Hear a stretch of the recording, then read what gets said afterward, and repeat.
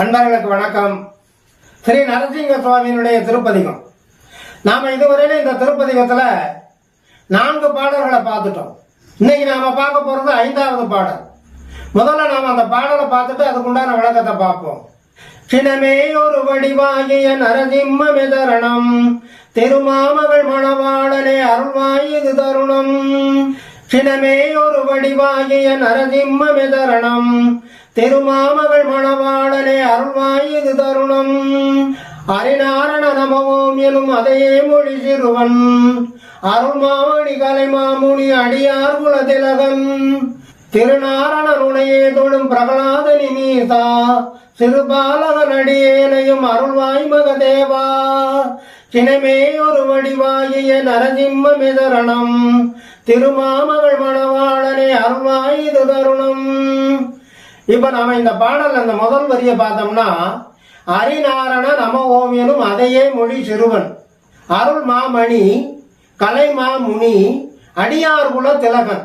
இப்ப அரிநாரண நம ஓம் எனும் அதையே மொழி சிறுவன்கிற போது பிரகலாதன் பிறந்த அவன் வாய் பேச ஆரம்பிச்ச அந்த சணத்துல இருந்து ஓம் நாராயணாய நம அப்படிங்கிற அந்த நாமார்ச்சனம் தான் அவனுடைய வாயில எச்சனப்பொழுதும் எப்பொழுதும் இருந்து கொண்டே இருக்கும். பள்ளி பிராயத்துல கொண்டு போய் அந்த பள்ளிக்கூடத்துல சேர்த்தா அன்னைக்கு இரணியனுடைய ஆணை என்னன்னு சொன்னா, அவனுடைய கட்டுப்பாட்டுக்குள்ள இருக்கக்கூடிய உலகத்துக்கு எந்த ஒரு தொழிலை தொடங்குறதா இருந்தாலும் கடவுள் வணக்கம் கூடவே கூடாது. கடவுள் இல்லவே இல்லை, தான் தான் கடவுள்.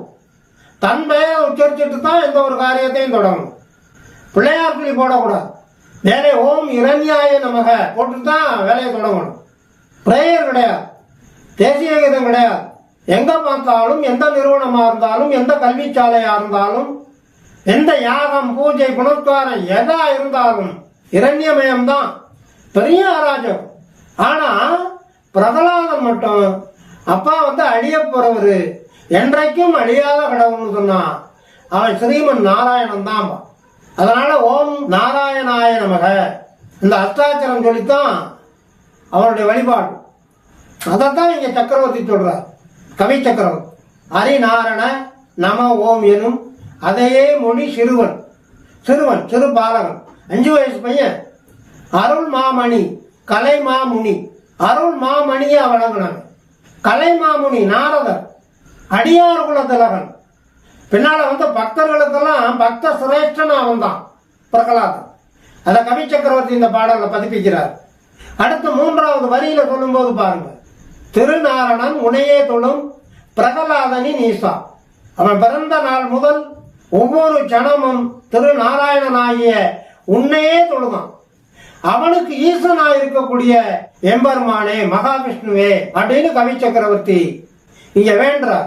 திருபாலகன் அடியேனையும் அருள்வாய் மகதேவாங்கிற அந்த பக்த பிரகலாதன், 5 வயசுள்ள அந்த பக்த பிரகலாதனுக்கு எப்படி நீ தலையாய இறைவனாக விளங்கினாயோ அதே மாதிரி இந்த திருபாலகனாகிய என்னையும் அருள் கூர்ந்து ரட்சிப்பாய் அப்படின்னு வேண்டுகிறார். இங்க பக்த பிரகலாதனுக்கு கவி சக்கரவர்த்தி கொடுக்கிற அடைமொழிங்கிறது மிக அற்புதமான ஒரு அடைமொழி. இது தேவர்களுக்குள்ளேயே விவாதம் நடந்ததா சொல்லுவாங்க. இனிய யுகம் யுகமா அந்த இரணியனுடைய கொடுமைக்கு ஆட்பட்டு நாம எம்பெருமான் ஸ்ரீமன் நாராயணனை வேண்டிக்கிட்டே இருந்தோம். நமக்காகவெல்லாம் அவர் ஒரு அவதாரம் எடுத்து நம்மளை காப்பாற்றணும்னு நினைக்கல. ஆனா 5 வயசு பையன், அவன் கேட்ட உடனே அவனுக்காக பிரம்மா கொடுத்த வரத்தெல்லாம் ஓவர்லுக் பண்ணி ஒரு அவதாரம் எடுத்து அவனை ஹதம் பண்ணாரே அப்படின்னு விவாதிச்சாங்களாம். நேரடியாவே கேட்டுக்கொண்டு மகாவிஷ்ணு கிட்டே போய் கேட்டாங்களாம். என்னங்க 5,70,61 வருஷம் இந்த பூமண்டலத்துல வாழ்ந்த அந்த கொடியவன், அந்த ராட்சசன், அவனால தேவர்கள் மட்டுமல்ல முனிவர்கள் ரிஷிகள் சகல ஜீவராசிகளும் ஜீவ இம்ச தாங்க முடியாத கொடுமை அவனுடைய ஆட்சியில சர்வாதிகாரம். சனாதனத்தை வேறறுப்போங்கிறான், ராட்சசத்தனத்தை தான் வளர்ப்போங்கிறான். அவனுடைய கொடுமை தாங்காம நாங்களெல்லாம் யுக யுகமா உங்களை வேண்டனமே, எங்களுக்காக ஒரு அவதாரம் எடுத்து அவனுடைய இம்சையில இருந்து எங்களை காப்பாற்றணும்னு நீங்க அவ்வளவு வேகப்படலையே. ஒரு 5 வயசு பாலகன் வேண்டுனதுக்காக போய் நீங்க ஒரு அவதாரம் எடுத்தீங்களே, பிரம்மாவுடைய அந்த வரத்தையெல்லாம் ஓவர்லுக் பண்ணி இது எங்களுக்குள்ள இருக்கிற ஐயம் பகவான் தீர்த்து விடணும்னு கேட்கிற போது சொன்னாராம், அவன் ஜீவ இம்சை பண்ணான்.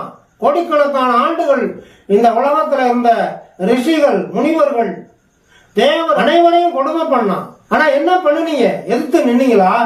பயந்து பயந்து ஓடுனீங்க.